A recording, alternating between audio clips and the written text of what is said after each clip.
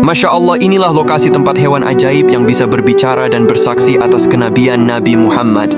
Dikisahkan, dahulu ada sebuah sudut di pinggiran kota Madinah yang dikenal sebagai Al-Harrah. Suatu hari seorang penggembala bernama Ahban bin Aus sedang sibuk menjaga kawanan kambingnya. Tiba-tiba seekor serigala melompat dan menyambar salah satu dombanya. Ahban tak tinggal diam. Ia berteriak dan menghalau predator itu hingga sang serigala melepaskan mangsanya. Namun disinilah keajaiban itu terjadi. Serigala itu tidak lari ketakutan.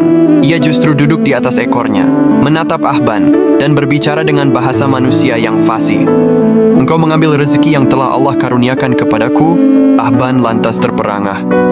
"Demi Allah, aku belum pernah melihat hal yang lebih menakjubkan dari ini." Seekor serigala bisa berbicara. Serigala itu kemudian membalas dengan kalimat yang lebih mengejutkan lagi. "Ada yang lebih ajaib dari ucapanku. Di sana, di balik kurma-kurma itu di Madinah, ada seorang lelaki yang mengabarkan berita langit dan masa lalu, namun kalian tidak mempedulikannya." Momen di Al-Harrah ini bukan sekadar dongeng, ini adalah kesaksian alam semesta. Serigala tersebut mendakwahi manusia untuk mengenali kebenaran Nabi Muhammad. Mendapati keajaiban itu, Ahban segera menemui Rasulullah dan menceritakan kejadian itu, dan akhirnya ia pun memeluk Islam. Hingga kini, lokasi Al-Harrah di Madinah tetap berdiri sebagai saksi bisu dialog antara predator dan manusia tersebut. Jika di Al-Harrah ada kisah hewan berbicara, maka di lembah Al-Khunaifah, bahasa yang digunakan adalah bahasa tubuh sebuah ketundukan fisik yang mutlak.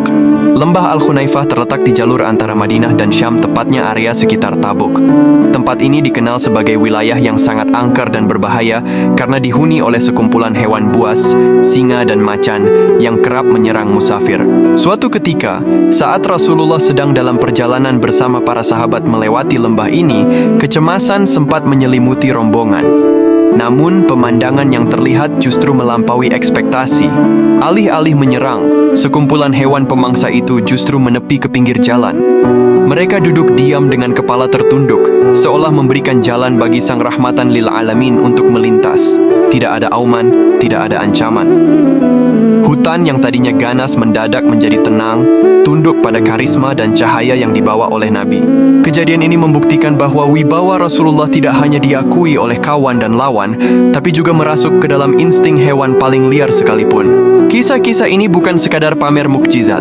Ada pesan mendalam di baliknya, di mana alam semesta mengenali siapa penciptanya dan siapa utusannya. Jika seekor serigala di Al-Harrah saja tahu siapa Muhammad dan singa-singa di Al-Khunaifah tahu cara menghormati beliau, lantas bagaimana dengan kita? Seringkali kita yang memiliki akal justru lebih lambat menyerap hidayah